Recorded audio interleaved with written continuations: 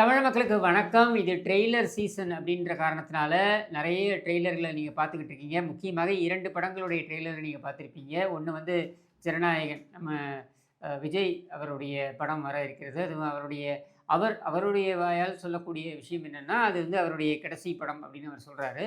அது அப்படி இருக்கக்கூடாது. அவர் தொடர்ந்து படங்கள் நடிக்கணும் அப்படின்றது தான் நம்முடைய விருப்பம். இருந்தாலும் அவருடைய படம் ஜனநாயகன் வரவிருக்கிறது. அடுத்தது பார்த்தீங்கன்னாக்க, இதற்கு நேர் எதிராக போட்டியாக களமிறக்கப்பட்டிருக்கின்றதாக சொல்லப்படுகின்ற அல்லது களமிறக்கப்பட போவதாக சொல்லப்படுகின்ற படம் பராசக்தி. இது பார்த்தீங்கன்னா 1970களிலேருந்து இதே தாங்க வேலை இவங்களுக்கு. முத்துலேருந்து ஆரம்பித்து இதைத்தான் இவர்கள் செய்வார்கள் அப்படின்ற ஒரு சூழலில் நீங்கள் முத்து, ஸ்டாலின், உதயநிதி, அதுக்கப்புறம் இப்போ நம்ம அடுத்தது அந்த இன்பநிதி அப்படின்னு சொல்லிட்டு இது வந்து தொடர்கதையாக இருக்கும் அப்படின்ற ஒரு சூழலில் இந்த நம்ம ட்ரெய்லரை நீங்கள் கொஞ்சம் பாருங்கள். தமிழர்களின் கவனத்திற்கு. தமிழர் அல்லாத ஒரு கூட்டம் தமிழை கற்றுக்கொண்டு தமிழகத்தில் கொள்ளை சம்பவங்களில் ஈடுபட ரயிலில் வருவதால் தமிழர்கள் பத்திரமாக இருக்கவும்.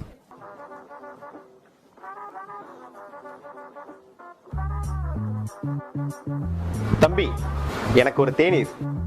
தங்களுக்கு சொந்த ஊர் மதுரையா? ஆமா, உங்களுக்கு எப்படி தெரியும்? வைகை வற்றா நிலமோடு எத்திசையும் வென்ற பாண்டியன் புகழோடு அழகன் சொக்கன் மீனை கண்ட காப்பிய கருவோடு கற்பிற்கே இலக்கணமாம் கண்ணகி திமிரோடு மாறாத சென்னலை யானை கட்டி போரடித்து முத்தமிழ் சங்கமித்து தமிழ் வளர்த்த முத்து நகரம் உன் முகத்தில் தாண்டவமாடுகிறது தமிழா. உங்க பேர் என்ன சார்?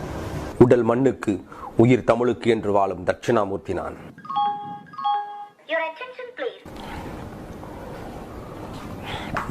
சரி, நேரமாகிவிட்டது, நான் கிளம்புகிறேன்.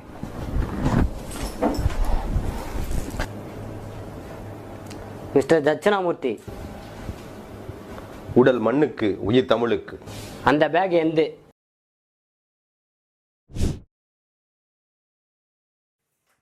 பார்த்துட்டிங்களா? இதை தாங்க கடந்த 75 ஆண்டுகளாக நம்ம அனுபவித்துக் கொண்டிருக்கிறோம். இந்த சுரண்டலைத்தான் நாம் 75 ஆண்டுகளாக அனுபவித்துக் கொண்டிருக்கிறோம் அப்படின்ற ஒரு நிலை, ஒரு அவல நிலை நமக்கு. அதாவது ஒரு உணர்வு பூர்வமான விஷயம். நீங்கள் பார்த்தீங்கன்னாக்கா தாளமுத்து இருக்கட்டும், நடராசனாக இருக்கட்டும், இந்த மாதிரியான தியாகிகள், இவர்களெல்லாம் மொழிப்போர் தியாகிகள். ஒரு மொழி நம் மீது திணிக்கப்படக்கூடாது அப்படின்னு சொல்லி தன்னுடைய மொழி மீதான பற்று அப்படின்றதன் காரணமாக தங்களது உயிரையே தியாகம் செய்தவர்கள். இப்படி தியாகம் செய்தவர்களுடைய அந்த மிகப்பெரிய சேவையை வந்து தங்களுடைய தேவைக்காக, தங்களுடைய குறுகிய தேவைக்காக பயன்படுத்தி கொள்ளக்கூடிய ஒரு கேவலமான கும்பல் என்றால் அது கருணாநிதி கும்பல். இப்போ யாராவது தாளமுத்து குடும்பத்தினர் எந்த வீட்டில் இருக்காங்கன்னு தெரியுமா? அவங்களுக்கு தங்குறதுக்கு வீடாவது இருக்கான்னு தெரியுமா? இல்லை எங்கேயாவது குடிசையிலையோ இல்லை ஏதோ ஒரு வாடகை வீட்லையோ இருப்பாங்க அப்படின்றது தான் நம்முடைய கணிப்பு. அதே போல் நடராசன், இவங்கெல்லாம் இளமையில் அவர்களுடைய வாழ்க்கையை தியாகம் செய்தவர்கள். அதை விளம்பரப்படுத்தி 2 சப்வேக்கு பேரை வச்சுட்டு அதையே காரணம் காண்பித்து நானும் மொழிப்போர் தியாகி என்று இங்கே வந்து கூப்பாடு போட்டு கொண்டிருக்கின்ற நபர்கள் தான் இந்த திமுக கும்பல். இன்னும் பச்சையாக சொல்லணும்னாக்க அந்த இந்தியன் படத்தில் லெட்டர் பாக்ஸை கொளுத்தி போட்டு தியாகி பட்டம் கேட்பாரு பாருங்க, அந்த தியாகி பட்டம் கேட்கக்கூடிய தாத்தா தான் இந்த திருவாரூர் திருட்டுறையில் தாத்தா. இப்படி ஒரு தொடர்ந்து மக்களுடைய உணர்வை தங்களுடைய தேவைகளுக்காகவும் தங்களுடைய குடும்பத்தை வளப்படுத்தி கொள்வதற்காகவும் பயன்படுத்தி கொள்ளக்கூடிய இந்த கும்பலுடைய எகத்தாளத்தை பாருங்கள். எத்தனை முறை மக்கள் இவர்களுக்கு வாய்ப்பை கொடுத்திருக்கிறார்கள்? 6 முறை 7 முறை இவர்கள் வந்து மக்களை ஆளுவதற்கான வாய்ப்பை கொடுக்கும் பொழுது ஒவ்வொரு முறையும் வந்துவிட்டு அந்த மக்களுடைய எதிர்பார்ப்புகளை எல்லாம் துவம்சம் செய்து ஏமாற்றத்தை கொடுத்து அதுக்கப்புறம் பார்த்தீங்கன்னாக்கா இவங்களுடைய குடும்பத்தினரை துணிச்சலாக திணிப்பது. இப்போ இந்த படத்தையே பாருங்களேன், ஒரு நியாயமாக கேள்வி கேட்கணும். ஏன்னா இவர்கள் பகுத்தறிவை பற்றி வாய்கழிய பேசுகின்ற காரணத்தினால் நான் சொல்கிறேன், பகுத்தறிவு என்று இவர்கள் பேசப் போகிறார்கள் என்றால் உன்னுடைய பகுத்தறிவு எதை கேள்வி கேட்டிருக்க வேண்டும்? இன்பன் உதயநிதி அப்படின்னு போட்டு அவன் தயாரிப்பாளர் அல்லது விநியோகஸ்தர்னு போடுறானே, இவனுக்கு எங்கிருந்து இவ்வளவு கோடி சொத்து வந்தது? அவன் வயசு என்ன இருக்கும்? 22 வயசு இருக்குமா? இவன் அப்பா எந்த எந்த வேலையும் செஞ்சது கிடையாது. இவன் தாத்தா எந்த வேலையும் செஞ்சது கிடையாது. எந்த ஒரு தொழிலுக்கும் போனது கிடையாது. இவனுடைய தாத்தாவுக்கு தாத்தா அவரும் எந்த வேலையும் செஞ்சது கிடையாது. கடைசியா அவர் வசனம் எழுதிய கதைகள்லாம் எதுவும் ஓடுனதும் கிடையாது. இப்படி இருக்கக்கூடிய இந்த குடும்பம் இன்னைக்கு 300 கோடி ரூபாய்க்கும் 400 கோடி ரூபாய்க்கும் திரைப்படங்களை விநியோகித்துக் கொண்டும் தயாரித்துக் கொண்டும் இருக்கிறதா? இது எங்கிருந்து வந்தது என்ற கேள்வியை கேட்க வேண்டும். ஆனால் அதை கேட்பதற்கு இங்கே மக்கள் தயாராக இருக்கிறார்களா என்றால், தயாராக இருந்தாலும் அவர்கள் பயப்படுகிறார்கள்.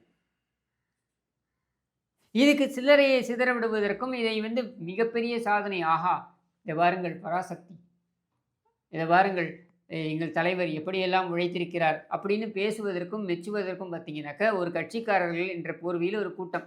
இவனுடைய பிள்ளைங்களே இன்ப நதியோட அதிக வயசு இருக்கும். ஏன்னா இவெல்லாம் கருணாநிதி காலத்துலேருந்து கூவிட்டு இருக்கவனுங்க. இவனுங்க போய் அந்த சமாதியில் நின்றுக்கிட்டு அவன் இதை ஏற்கனவே நான் சொல்லியிருக்கேன், பல இடங்களில் பதிவு பண்ணியிருக்கேன், திரும்ப திரும்ப பதிவு பண்ணுறேன். ரோஷம் வரட்டும் உரைக்கட்டும் அப்படின்னு சொல்லிட்டு, எருவு மாட்டு மேலே மழை பெஞ்சா மாதிரி இருக்கீங்களே, உங்களெல்லாம் என்னன்னு சொல்கிறது, அசிங்கமாக வார்த்தை கூட வர மாட்டேங்குது எனக்கு. இப்படிப்பட்ட ஜென்மங்களா, கேடுகட்ட ஜென்மங்களா, முதல் திருந்துங்கள் அப்படின்றதுக்காக இதை நான் சொல்கிறேன். நான் பார்க்குறேன் ஒவ்வொரு முறை கருணாநிதி செத்த நாள் வரும்பொழுதும் கருணாநிதி பிறந்த நாள் வரும்பொழுதும் அந்த சமாதிக்கு ஸ்டாலின் வரார், அவரும் நடந்து வருகிறார் அப்படின்னு சொல்லிட்டு ஒரு கதை. ஸ்டாலின் அந்த வாத்து நடையோட ஒரு 10 அடி நடக்கிறது. அதுக்கப்புறம் திருப்பி காரில் ஏறி, அது என்ன காரு, இவன் பேரனுடைய கார், 2.5 கோடி ரூபாய் 3 கோடி ரூபாய் காரில் ஏறி அவர் வந்துருவாப்புல சமாதிக்கு. இவனுங்க இங்கேருந்து கத்தின்னு போவானுங்க, அந்த வெயிலில் இவனுங்க கத்தின்னு போவானுங்க. அது என்ன வாழ்க வாழ்க வாழ்கவேன்னு கத்தின்னு இவனுங்க இங்கேருந்து கருணாநிதி சமாதி வரைக்கும் கூவிட்டு, அதுக்கப்புறம் அங்கே போய் நின்றுக்கிட்டு கருணாநிதிக்கு பஜனை பாடிவிட்டு இவர்கள் வருவார்கள். அவன் குடும்பத்தினர் என்ன பண்ணுவான், அவன் சொகுசாக காரில் இறங்கிட்டு கருணாநிதி சமாதியில் எவனோ கொடுத்த திருட்டு ஊசி போன அந்த தயிர் வடையை அங்கே வச்சுக்கிட்டு அவன் கிளம்பி போயிடுவான். இப்படி இந்த குடும்பத்திற்கும் கருணாநிதிங்கிற அந்த ஒற்றை நபர் வேண்டுமானால் இந்த மொழிப்போர் பிரச்சனைகளில் எல்லாம் ஈடுபட்டு கொண்டு இருந்திருக்கலாம். ஆனால் மற்றவர்கள் யாருக்குமே சம்மந்தம் கிடையாது. அவன் ஸ்கூல் நடத்திக்கிட்டு இருக்கான். ஸ்கூல் நடத்திக்கிட்டு இந்தியை அவன் கட்டாய பாடமாக நடத்தி கொடுத்துக்கிட்டு இருக்கான், சொல்லி கொடுத்துக்கிட்டு இருக்கான். இவங்களையெல்லாம் வச்சுக்கிட்டு இவன் இந்தி எப்படி இந்தி சென்டிமெண்ட்டை கொண்டு வருது, இந்தியை திணிக்கிறார்கள் என்று பேசுவது அப்படின்ட்டு 1960களில் நடந்த பிரச்சனையை மீண்டும் கொண்டு வைத்து 4.25 ஆண்டுகள் இவர்கள் எதையுமே செய்யாததற்கு சப்பை கட்டலாம் நினைக்கிறது. இதை விட ஒரு கொடிய கருணாநிதித்தனம் இருக்க முடியுமா?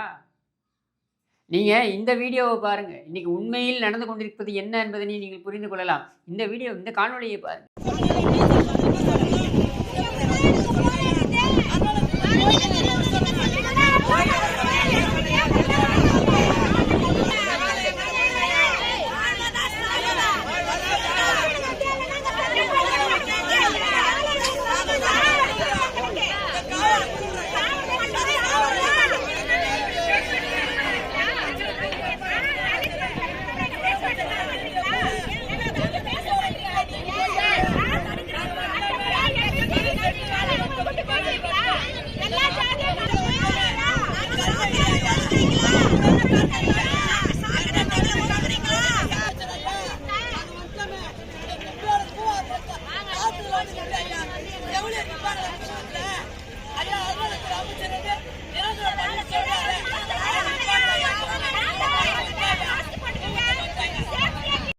இதுதான் இன்றைய பிரச்சனை.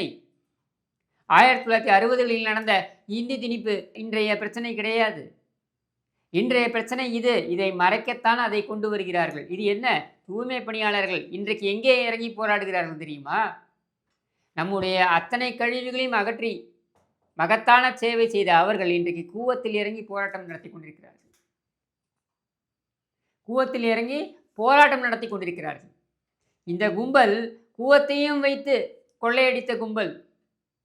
ஆனால் நம்முடைய கழிவுகளை எல்லாம் அகற்றி நமக்கு சேவை செய்தவர்கள் இன்றைக்கு எங்கே தள்ளி இருக்கிறோம்? நம்ம சாக்கடையில் கொண்டு போய் தள்ளி இருக்கிறோம். இதை விட இந்த சமூகத்திற்கு ஏதாவது இழிவு இருக்க முடியுமா? கேவலம் இருக்க முடியுமா? வெட்கி தலை குனிய வேண்டாமா நாம்? இவர்களுக்கு வெக்கம் கிடையாது, இவர்களுக்கு மானமும் கிடையாது. எதை வைத்தெல்லாம் காசு சுரண்டலாம் என்று அவர்கள் துணிவார்கள், நினைப்பார்கள். ஆள்றதுலையும் அடிப்பான், பேடுறதுலையும் அடிப்பான். இவன் அப்படிப்பட்ட கேவல பிறவிகள் இவர்கள். ஆனால் நமக்கு மனசாட்சி இருக்க வேண்டாமா? அப்போ இந்த திரைப்படத்தை இவர்கள் கொண்டு வந்து நம் மீது திணித்துவிட்டு, இது போன்ற விஷயங்களை எல்லாம் நாம் அப்படியே கடந்து போக வேண்டும் என்று நினைக்கிறார்களா? கேவலமாக இல்லையா இது? அதனால தான் நான் மீண்டும் மீண்டும் சொல்றேன். இந்த அரசாங்கம் போக வேண்டும். அதாவது இந்த அரசாங்கம் என்பதை விட இந்த ஆட்சி போக வேண்டும் என்று சொல்வதற்கு முக்கியமான காரணம் என்னன்னா, திமுக மீது இருக்கக்கூடிய கோபம் என்பதை விட அதிகமாக இந்த கேடுகெட்ட குடும்பம், இந்த நாசகார குடும்பம், இந்த சாக்கடை குடும்பம், இந்த அசிங்கம் பிடித்த குடும்பம், இந்த நாத்தம் பிடித்த குடும்பம், இது ஒழிய வேண்டும். இந்த குடும்பம் ஆட்சி கட்டிலிலிருந்து அகற்றப்பட வேண்டும். இந்த எகத்தாளத்திற்கெல்லாம் நாம் முடிவுரை கட்ட வேண்டும். அப்போ அதற்காகத்தான் மீண்டும் மீண்டும் வலியுறுத்தி சொல்கிறேன். இவர்களை விரட்டி அடிப்பதற்கு இதைவிட சிறந்த வாய்ப்பு கிடைக்காது. தயவு செய்து அதை செய்யுங்கள். இவர்கள் கொண்டு வந்து பரப்பக்கூடிய இந்த படங்களாக இருக்கட்டும், விளம்பரங்களாக இருக்கட்டும், எல்லாவற்றையும் உள்வாங்கிக் கொள்ளுங்கள். இது எல்லாம் உங்களுக்கு கோபத்தை இன்னும் இன்னும் ஏற்றணும். ஏன்னா இத்தனை கோடிகள் எங்கிலிருந்து வருது உங்களுக்கு?